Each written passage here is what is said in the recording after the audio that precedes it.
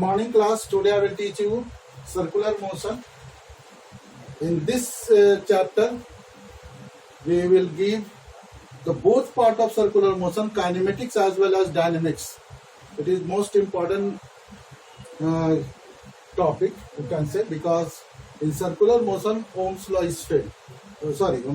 Newton's law is failed because pseudo force exists and the frame become non-inertial.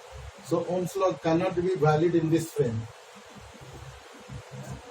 Now, what is circular motion? First question arises, what is circular motion? The motion of the body in a curved path is called circular motion. Motion of the body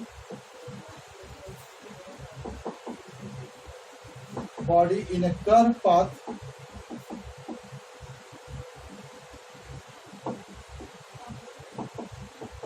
is called circular motion. Curve path में कोई भी body move कर रहा है तो ऐसे कहा जाता है सर्कुलर मोशन. दो तरह का सर्कुलर मोशन होता है. एक होता है uniform circular motion,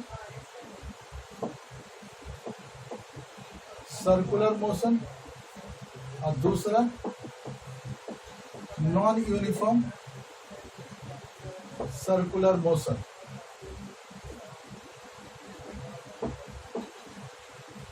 Then what is uniform circular motion?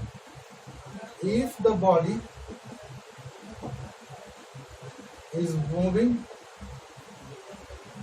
in a fixed curve path by only centripetal acceleration, then it is called uniform circular motion.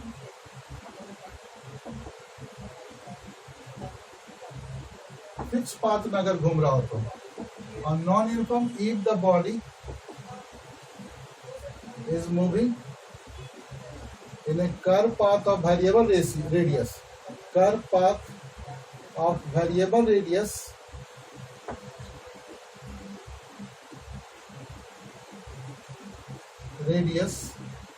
with centripetal as well as tangential acceleration is called non-uniform circular motion.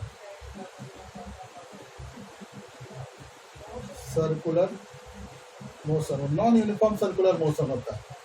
अब जैसे uniform circular motion में इस तरह से अगर move कर रहा है जिसमें एक ही एक्सेलरेशन लग रहा है, इस तरह से मूव कर रहा है तो इसमें इस तरह से मूव कर रहा है तो इसमें दो तरह का एक्सेलरेशन लग रहा है. एक होता है टेंजेंशियल एक्सेलरेशन एटी और दूसरा होता है सेंट्रीपिटल एक्सेलरेशन एसी, और तब उसका रिजल्टेंट एक्सेलरेशन होता है अलग से. तो दो तरह का एक्सेलरेशन जब लगता है तो नॉन यूनिफॉर्म एक्सेलरेशन होता है, और जब एक एक्सेलरेशन बॉडी में लगता है तो उसको सेंट्रीपिटल एक्सेलरेशन कहा जाता है.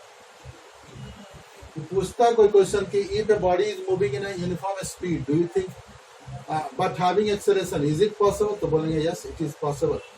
When the body is moving with uniform speed, अगर कोई बॉडी यूनिफॉर्म स्पीड में मूव करता है having acceleration, this is possible in uniform circular motion. जिसमें यूनिफॉर्म सर्कुलर मोशन में स्पीड वैरी नहीं करेगा, उसका कांस्टेंट ही रहेगा और एकमात्र एक्सेलरेशन सेंटर के तरफ लगते रहेगा उसका. तो एग्जाम्पल में क्वेश्चन 1 नंबर में पूछ सकता है. इसका स्क्रीनशॉट लीजिए. अब इसको हम दो पार्ट में बांटते हैं. पहला kinematics and dynamics.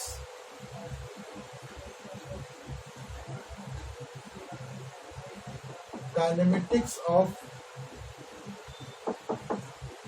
Circular motion और दूसरा dynamics of circular motion.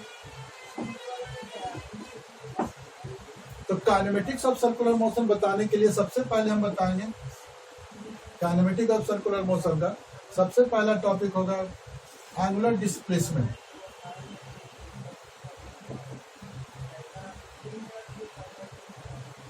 When a body is moving in a curved path, angle formed by the body at the center is called angular displacement. when the body is moving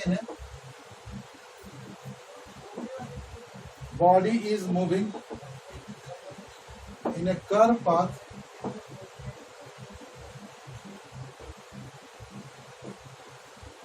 angle formed by the body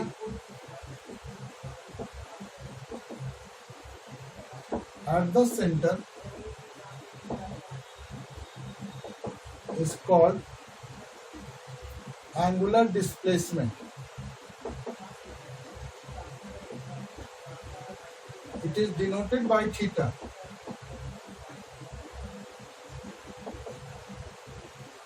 SI unit radian.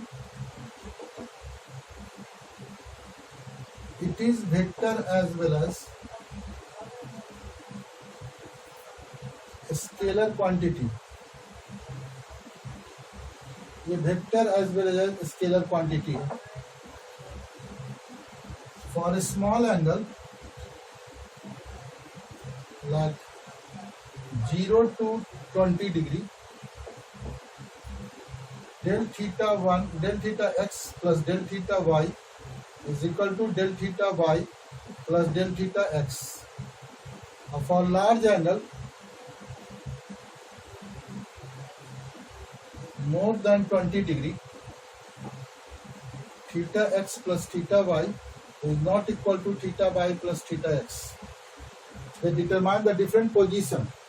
So angular displacement is a physical quantity which is the angle formed by the body when it is moving in the circular path at the center. It is neither vector, it is vector as well as a scalar. For a small angle it is vector quantity. For example, I have been given two axes. मान लेते ये दो axis है, एक axis इधर है और दूसरा एक्सिस इधर है. अब इस बॉडी को हम इस तरह से रख रहे हैं, एक एक्सिस इधर रख लेते हैं, दो एक्सिस है, एक है एक्स एक्सिस और वाई एक्सिस, जो भी आई एक्स या वाई जो भी रख लेते हैं. ये बॉडी है, मेरे तरफ इस तरह से लंबा सा फोर्स रखा हुआ है. अब इस बॉडी को पहले इसके अबाउट 90 डिग्री से घुमाते हैं, एंटी क्लॉकवाइज डायरेक्शन में, एंटी क्लॉकवाइज डायरेक्शन में घुमाए. अब इसको भी एंटी क्लॉकवाइज डायरेक्शन में घुमाते हैं.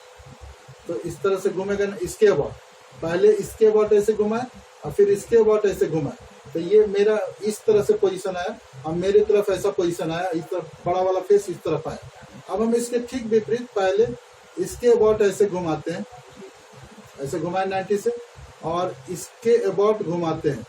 तो पहले ऐसा फेस आ रहा था, अब ऐसा फेस आ गया. इस तरह से ऐसा फेस आया पहले दूसरे पोजीशन में, और पहले पोजीशन में ऐसा फेस आया. तो दो अलग अलग पोजीशन आया. Theta 1 plus theta Y plus theta X is not equal to theta Y X plus theta Y. लेकिन अगर हम छोटे एंगल के लिए घुमाते हैं, मानते हैं यहाँ पर है, ये पहले सीधा था एकदम, इसके इस एंगल से क्लॉकवाइज डायरेक्शन में घुमाते हैं. अब इसके बाद ऐसे घुमाते हैं 20 डिग्री से, इसके बाद. तो इस तरह से पहले ऐसे घुमा और फिर ऐसे घुमा, ये पोजीशन है. अब हम पहले इसके बाद ऐसे घुमाते हैं और फिर ऐसे घुमाते हैं. तो दोनों लगभग पोजीशन सेम है. इसलिए 20 डिग्री तक का एंगल अगर हम लेते हैं तो ये कम्यूटेटिव लॉ को फॉलो करता है. 20 डिग्री से ज्यादा बढ़ा लेते हैं, it does not obey commutative law. So angular displacement is vector as well as scalar quantity. Second term है एंगुलर वेलोसिटी और speed.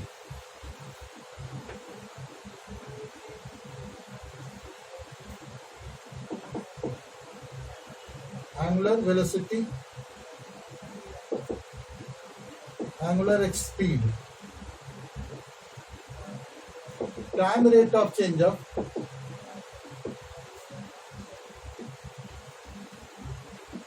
angular displacement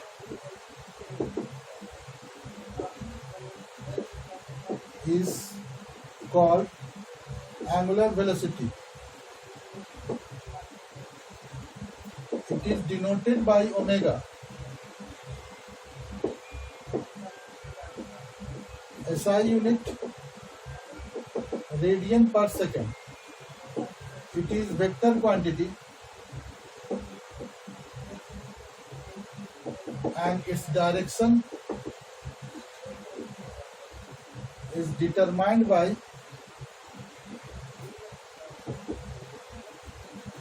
right hand thumb rule.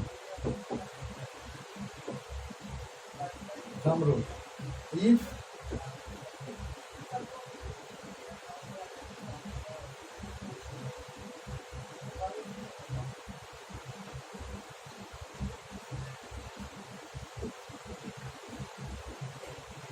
If curve a body rotate in anti-clockwise direction, the value of omega will be velocity, angular velocity vector will be directed in upper direction. इस तरह से निकालेंगे, r cross v से निकालते हैं, r cross v is equal to omega r, तो v is equal to omega r cross omega, r को omega के टर्म में करेंगे तो उसका एंगुलर वेलोसिटी का डायरेक्शन हमको मिलेगा। एंगुलर स्पीड क्या होगा? Angle formed by the body in unit time. When the body is moving in circular path, body is moving in a circular path, angle formed by the body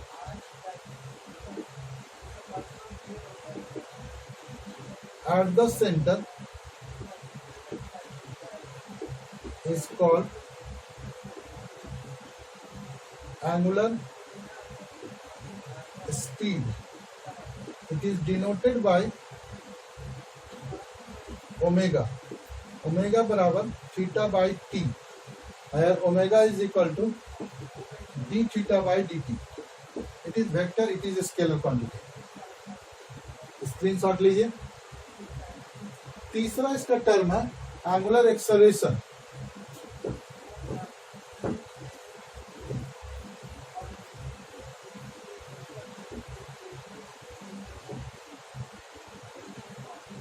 third term है angular acceleration. Time rate of change of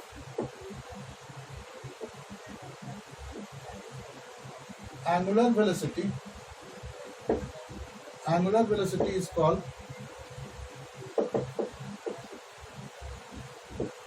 angular acceleration. It is denoted by alpha or beta. Alpha or beta. Alpha is equal to d omega by dt. Beta is equal to SI unit, इसको और भी लिख सकते हैं, d square theta by D t square, या और भी लिख सकते हैं beta is equal to omega d omega by d theta. ये तीन फॉर्मूला है, d square t, d square theta by D t square, या omega d omega by d theta. These are the, it is vector quantity. ये vector quantity है, it is vector quantity. इसके आधार पर इसका काइनेमेटिक्स क्या होगा? Omega is equal to omega nought plus alpha t, theta is equal to omega nought t plus half alpha t square, omega square is equal to omega nought square plus 2 alpha theta, और theta tth is equal to omega nought plus alpha by 2 into 2t minus 1। These are the equation of kinematics of circular motion. अब हम linear motion और kinematics में बताएंगे linear और circular में क्या relation है, ये बताने की कोशिश करेंगे। तो पहला v is equal to omega, इसका स्क्रीनशॉट लीजिए।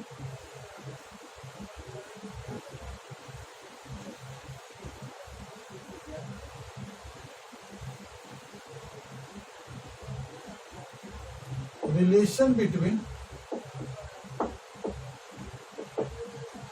V and omega, V and omega, A and alpha,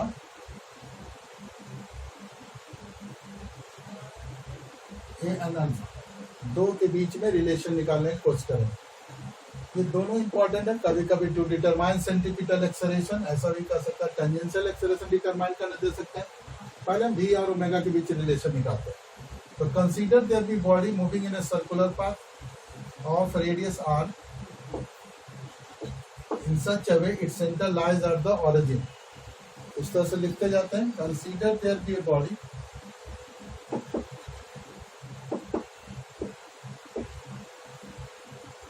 moving in a circular path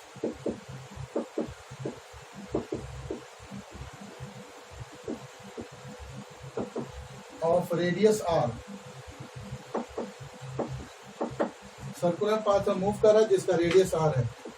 Its center lies at the origin. Its center lies at the origin. Origin के पास पर उसका centre रखा जाता है. Center lies at the origin. Initially the body is at point A. At t बराबर 0, the body is at point A. Is at point A. After t second, it reaches at point B. At point B. t second के बाद वो B point पर पहुंचा. B. Making theta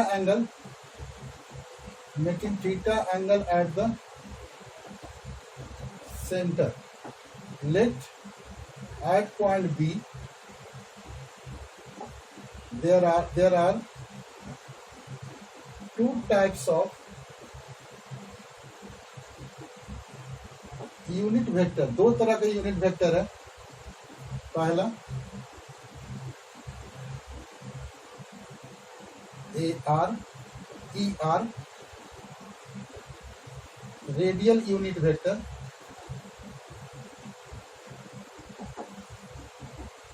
और दूसरा ET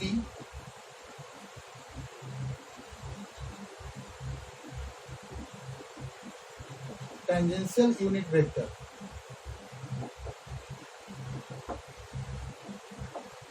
इस point पर एक है ER, इस तरह का एरो दे देते हैं. एक है ET, इस तरह का यूनिट वेक्टर है. Radial unit vector and tangential. इसका स्क्रीनशॉट लीजिए, जल्दी लीजिए, लिखा हुआ था एटलीस्ट. अब हम इससे आगे बढ़ते हैं.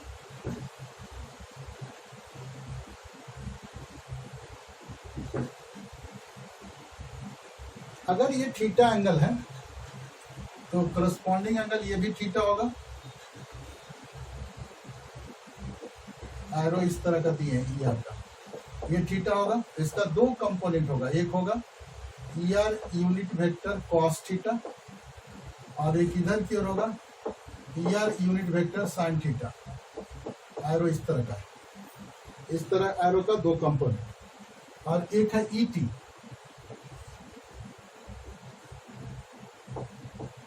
ET यूनिट वेक्टर है. अगर ये थीटा है तो ये 90 माइनस थीटा होगा, तो ये थीटा होगा. तो इसका एक कंपोनेंट होगा ET कॉस थीटा और दूसरा होगा ET साइन थीटा. ओके. अब हम रेडियस में चलते हैं. पहले ER का वैल्यू निकाल देते हैं. ER इज इक्वल टू होगा, ER unit vector is equal to होगा कॉस थीटा I और प्लस साइन थीटा J. और ET यूनिट वेक्टर अगर हम निकालते हैं तो इसका हो जाएगा माइनस साइन थीटा I और प्लस कॉस थीटा J. देखिए, इसको क्लियर समझना जरूरी है. ER दिया हुआ है, इसका एक कंपोनेंट इधर कॉस थीटा, इसका मैग्नीट्यूड 1 होता है इसलिए इसको इग्नोर करेंगे. कॉस थीटा I तो cos theta I positive x axis में, इसलिए कॉस थीटा I. दूसरा इसका ये इस तरह के कैप के लिए ये कंपोनेंट है साइन थीटा, तो साइन थीटा J लेंगे. और ET का दो कंपोनेंट होगा, एक ET कॉस थीटा इधर होगा, ET साइन थीटा होगा. तो ये निगेटिव एक्स एक्सिस में इसलिए लिखेंगे माइनस साइन थीटा I और दूसरा positive x axis positive y axis में कॉस थीटा J. अब हमको R का वैल्यू निकालना है. तो R इज इक्वल टू कितना होगा. मानते हैं इसका पोजीशन वेक्टर R है, तो R इज इक्वल टू क्या लिख सकते हैं, R इंटू ER लिख सकते हैं. ओके. इसका पोजीशन वेक्टर B का R है, तो अगर इसका मैग्नीट्यूड R है उसके यूनिट वेक्टर से मल्टीप्लाई कर देंगे तो ये हो जाएगा इसका पोजीशन वेक्टर. अब इसको हम ER का वैल्यू पुट कर देते हैं. ER बराबर कितना दिया हुआ था, कॉस थीटा I और प्लस साइन थीटा J. अब इसको डिफरेंशिएट करते हैं. Differentiating it with respect to t, तो कितना हो जाएगा, dr by dt is equal to R. Cos theta का डिफरेंशिएशन होता है minus sine theta d theta by D t I और plus cos theta d theta by D t J. इस तरह से आएगा. अब इसमें d theta by D T दोनों जगह कॉमन आया, D R by D T को हम भी लेते हैं, तो भी इज इक्वल टू आर, यहाँ पर omega, D theta by D T omega होता है, माइनस साइन थीटा आई और plus cos theta J, D theta by D t बराबर ओमेगा होता है, अभी प्रूफ किए थे। तो अगर हम मैग्नीट्यूड ले लें, भी ओमेगा मैग्नीट्यूड होगा तो ओमेगा आर, इस तरह से हम एक लाइन में प्रूव कर सकते हैं, क्योंकि ये तो यूनिट वेक्टर है, माइनस साइन थीटा आई प्लस कॉस थीटा, इसका डायरेक्शन बता रहा है, ये ईटी बता रहा है, इसको लिख सकते हैं भी is equal to omega R ET, ET इसका मैग्नीट्यूड लेते हैं तो ईटी का वैल्यू 1 हो जाएगा, और इसका डायरेक्शन बता रहा है किस डायरेक्शन में वेलोसिटी होगा, टेंजेंशियल होगा, क्योंकि ईटी इस डायरेक्शन में है, तो linear velocity will be directed tangentially, linear velocity will be directed tangentially directed होगा। तो इसके लिए क्या जरूरत है कि ओमेगा ऊपर की ओर हो, ओमेगा से ऐसे रहेगा, ओमेगा ऐसा मान लीजिए यहाँ पर ओमेगा है, तो ओमेगा से पोजीशन वेक्टर का ओमेगा की ओर, तो इधर की ओर जा रहा वेलोसिटी, अगर हम एंगल ऐसे लेते हैं तो वेलोसिटी ऐसे जाता है, तो ओमेगा ऐसे ऐसे से ऐसे जाएंगे, तो टेंजेंशियल वेलोसिटी का ये डायरेक्शन होगा। तो इस तरह से हम ओमेगा आर का रिलेशन निकाल सकते हैं। आगे चलते हैं, इसको फिर से डिफरेंशिएट करते हैं, इसका स्क्रीनशॉट लीजिए।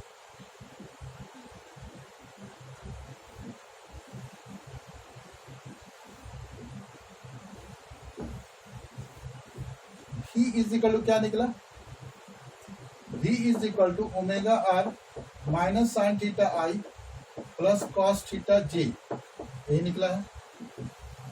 इसको फिर डिफ्रेंशिएट करते हैं, differentiating it with respect to t, तो v का कितना हो जाएगा, dv by D t, r constant है, ओमेगा को डिफ्रेंशिएट करते हैं तो d omega by D t minus sine theta i और प्लस कॉस थीटा जे, और प्लस ओमेगा को कांस्टेंट रखते हैं, प्लस ओमेगा को कांस्टेंट रखते हैं, तो माइनस साइन थीटा का हो जाएगा minus cos theta d theta by D t i, और प्लस ये भी माइनस हो जाएगा, minus sine theta d theta by D t j. देखिए v बराबर इतना आया था omega r minus sine theta आई प्लस कॉस थीटा जे। अब हम इसको t के रिस्पेक्ट में फिर डिफरेंशिएट करते हैं, तो v का आ गया d by D t, R radius of the circular path fix है, कांस्टेंट, इसको बाहर निकाल दिया। जब इसको डिफरेंशिएट करेंगे तो इस पूरा D omega by D T हो जाएगा, और इसको कांस्टेंट रखेंगे तो माइनस साइन थीटा आई और प्लस कॉस थीटा जे होगा, फिर प्लस, अब इसको कांस्टेंट रखते हैं, ओमेगा को कांस्टेंट रखें, तो इसका कितना हो जाएगा, माइनस साइन थीटा का हो जाएगा माइनस कॉस, माइनस तो ऑलरेडी था, साइन थीटा का हो जाएगा कॉस थीटा, और थीटा का होगा d theta by D t i, और कॉस थीटा का होता है माइनस साइन थीटा, फिर थीटा का d theta by D t j. अब d v by D t a होता है, तो a is equal to r, d omega d t बराबर अल्फा होता है, माइनस साइन थीटा आई प्लस कॉस थीटा जे, और प्लस ओमेगा आर होता है, ओमेगा अंदर लेते हैं, और D theta by D T बाहर निकलता है, तो D theta by D T बाहर निकालते हैं, माइनस कॉस थीटा आई और माइनस साइन थीटा जे, माइनस को भी बाहर निकाल देते हैं, तो यहाँ माइनस आ जाएगा बाहर, इस तरह से आ गया। ए बराबर alpha r sine theta minus sine theta आई plus cos theta j, a t होगा, minus d theta by D t बराबर ओमेगा होता है, इससे फिर ओमेगा एक और है, तो ओमेगा स्क्वायर आर हो जाएगा, और कॉस थीटा आई प्लस साइन थीटा जे बराबर ई आर होता है। तो when the body is moving in a circular path, it have two types of acceleration, tangential acceleration as well as radial acceleration, दो तरह का एक्सेलरेशन होगा, और radial acceleration का डायरेक्शन निगेटिव होगा, मतलब सेंटर की तरफ होगा, अगर ये प्लस होता तो बाहर की ओर, क्योंकि ई आर हम बाहर की ओर लिए हैं, और निगेटिव आया मतलब अंदर की ओर होगा। इसका स्क्रीनशॉट लीजिए।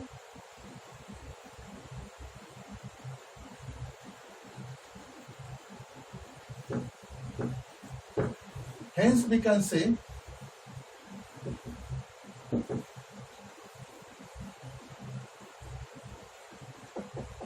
can say when the body is moving is moving in a circular path.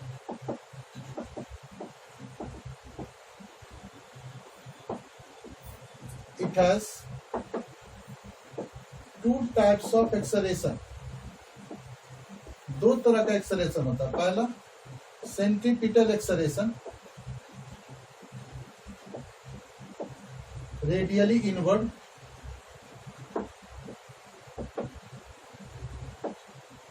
AC is equal to omega square R, और ओमेगा इज इक्वल टू होता है V by R. Therefore AC is equal to V square by R square into R. एक R से R cut गया, यानी AC is equal to होगा V square by R. 2 से 2 कटा, फिर 2 से 2 आर कटाइए, तो V स्क्वायर बाई आर. ये प्रूफ करने देगा तो इस तरह से लिखेंगे. और दूसरा एक्सेलरेशन होगा, ये अंदर की ओर लगेगा. एक टेंजेंशियल ET लगा, ET आया है. और दूसरा होगा another acceleration is tangential acceleration AT. This is equal to alpha R, और इसको लिख सकते हैं dV मॉड बाई dt. तो इसको दूसरा एक और फॉर्म अगर हम दिखाना चाहें, A is equal to dV mod by dt ET minus V square by R ER. ये भी सेंट्रीपिटल एक्सेलरेशन का दूसरा फॉर्मूला हुआ, ये एक्सेलरेशन का. और इसका मॉड निकालेंगे तो कितना निकालेगा, alpha square R square plus omega 4 R square का रूट ओवर. एक ये फॉर्मूला हो सकता है, और दूसरा फॉर्मूला हो सकता है, दूसरा इस फॉर्मूला से dV मॉड बाई dt का होल स्क्वायर और plus V to the power 4 R square का रूट ओवर. इसका डायरेक्शन निकालेंगे तो tan inverse V square by R by alpha R, यानी tan inverse V square by alpha R square. इस तरह से हम डायरेक्शन निकाल सकते हैं उस एक्सेलरेशन का. तो अगर ये इस तरह हम कह सकते हैं कि दो तरह का एक्सेलरेशन होगा. When the body is moving in a circular path, non uniform circular path, it has two types acceleration. One is centripetal acceleration, other is tangential acceleration. इसका स्क्रीनशॉट लीजिए.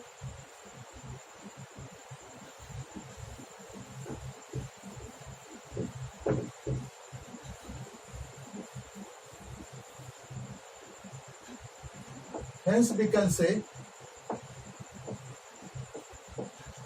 when the body is moving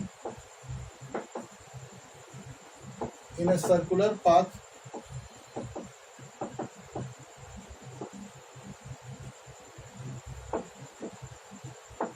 it has two types of acceleration.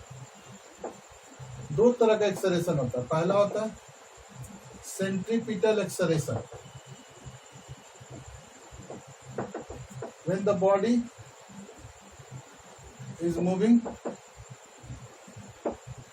in a circular path, acceleration acting towards the center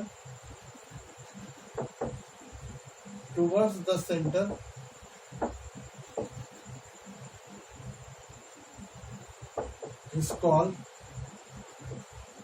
centripetal acceleration. A बराबर V square by R, या A is equal to omega square R हो गया. अंदर क्यों लगा, अगर circular path में move करा तो अंदर क्यों लगा, उसको कहेंगे सेंट्रीपिटल एक्सेलरेशन. और दूसरा है tangential acceleration. The acceleration acting on the body tangentially, which is numerically equal to time rate of change of speed. ये numerically equal होता है time rate of change of speed. Time rate of change of speed. This is most important sentence. Time rate of change of speed is called tangential. Acceleration speed है। अगर assertion reason में जो NEET का लड़का NEET का examination की तैयारी करने जा रहा है करता है, उसमें असर्शन रीजन में आता है कि time rate of change of speed is called acceleration. और उसके बाद लिखेगा कि when body is moving in a circular path the body in tangent direction tangentially acceleration is acting, that is called tangential acceleration. तो both the assertion and reason both are correct and they explain each other। लेकिन अगर कोई लड़का कभी नहीं पढ़ा कि speed नहीं होता तो वेलोसिटी होता है, मिस्टेक कर देगा। ऐसा मिस्टेक नहीं होना चाहिए, इसलिए इसको हम अंडरलाइन किए कि time rate of change of speed is called tangential acceleration. इसको कहा जाता है ए बराबर a is equal to d v mod by D t. इस डायरेक्शन में लगता है 80, जिसको लगेंगे d v mod by D t. ये अल्फा आर के बराबर भी होता है, ये बी स्क्वायर बाई आर के बराबर होता है। ये दो तरह का एक्सेलरेशन होता है जब बॉडी सर्कुलर पाथ में मूव करता हो तो। अब इससे रिलेटेड और भी क्वेश्चन एराइज होंगे, लेकिन नेक्स्ट लेक्चर में कल करेंगे। कल हम सर्कुलर मोशन का डायनेमिक्स खत्म करके चैप्टर को खत्म करेंगे, उसके बाद वर्क पावर एनर्जी में इंटर करेंगे। Okay, thank you. इसका स्क्रीनशॉट लीजिए।